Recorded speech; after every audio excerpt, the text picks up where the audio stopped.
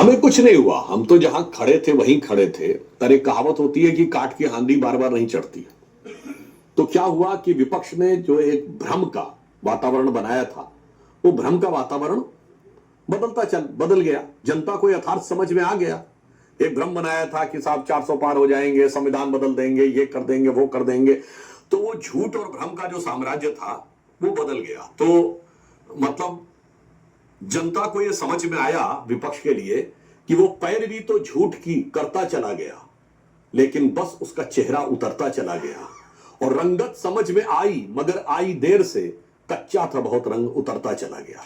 तो बस ये हुआ और समझ में आता गया लोग। लेकिन चूंकि अब आपके सामने चुनौती दिल्ली की है सुधांशु जी, आप 14 के जीत के बाद, मोदी जी की जीत के बाद देखें, आपने उस वक्त भी महाराष्ट्र जीता था, उस वक्त भी हरियाणा जीता था, दिल्ली हार गए थे। 20 में फिर यही हुआ, 19 में मोदी जी ने रिपीट किया, 303 हो गए, हरियाणा फिर जीते आप, महाराष्ट्र फिर जीते आप, दिल्ली फिर हार गए। दिल्ली में कैसे अश्वमेध का घोड़ा रुक जाता है?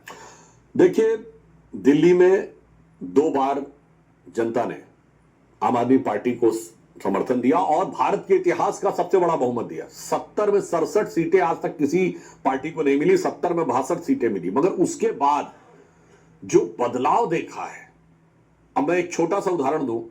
आज उनके शीश महल के बारे में जो बातें आ रही हैं, मतलब लिखित में बातें हैं, इसमें कोई बचाव की गुंजाइश नहीं है, कितने करोड़ों रुपए लगाए गए।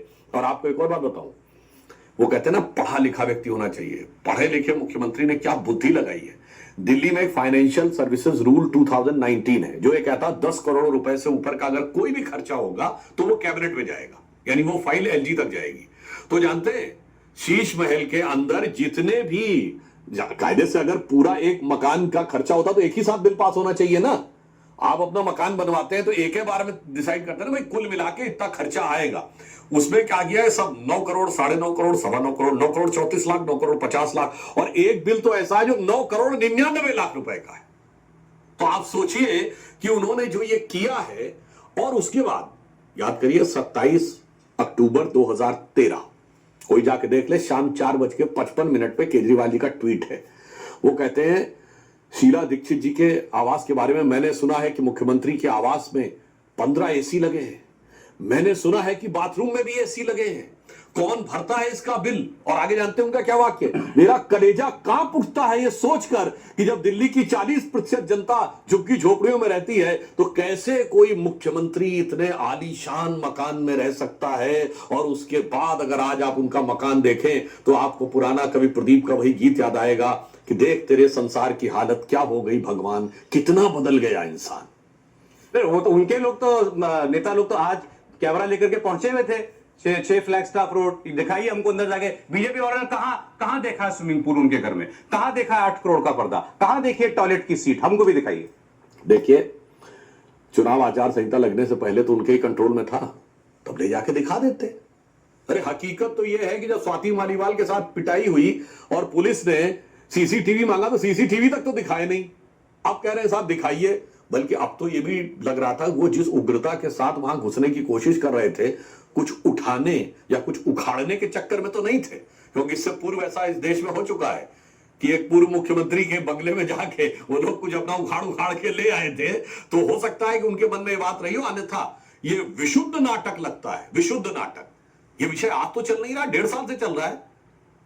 आपने तब क्यों नहीं लोगों को ले जाके दिखाया? और ये तो मैंने बिल बताया ना, ये तो बिल अवेलेबल है कि एक कुर्सी 8-8 हजार की है, जो प्लास्टिक वाली भी नॉर्मल कुर्सियां भी होती थी वो 8-8 हजार की है, इतने करोड़ के पर्दे लगे, इतने करोड़ का ये लगा। ये तो बिल है, पीडब्ल्यूडी मिनिस्टर वो कहना है। चलिए अच्छा, मान भी लें आपकी बात, केजरीवाल ने अपने प्लॉट में थोड़ी लगा दिया जाकर के, सरकारी मकान है, आज वो रह रहे, कल कोई और रहेगा, आतिशी रह रही थी ना अभी तक। अब यही हम बात कह रहे हैं, क्या वो मुख्यमंत्री का आधिकारिक निवास है? उसका आदेश दिखा दे।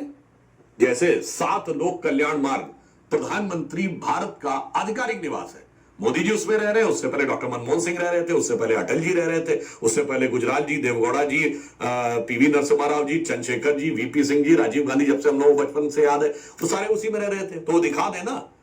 तो अगर वो नहीं है तो, और दूसरा, अरे भैया ये तो ये कहते थे कि हम तो 3 कमरे के मकान में रहेंगे, हमें तो मकान चाहिए नहीं। और कहते नहीं थे, शपथ पत्र दिया था कि गाड़ी भी नहीं चाहिए, बंगला भी नहीं चाहिए, मकान भी नहीं चाहिए। और मैं एक बात बता दूं, वो सरासर शरारत कर रहे थे या झूठ बोल रहे थे। किसी मुख्यमंत्री का काम 2 कमरे के फ्लैट में नहीं चल सकता। ये भोली भाली जनता को बेवकूफ बनाने वाली बात, आपका इतना काम होता है, आपको ऑफिस भी चाहिए, कॉन्फ्रेंस रूम भी चाहिए, सारी चीज चाहिए केवल जनता की भावनाओं का दोहन करने के लिए। यानी मैं ऑन द लाइटर नोट कहूं, जो आज 10 साल पहले कहते थे, वो पुराना गीत था ना चाहूं बंगला गाड़ी, ना चाहूं हीरा मोती, केवल जन लोकपाल केवल हमें दे।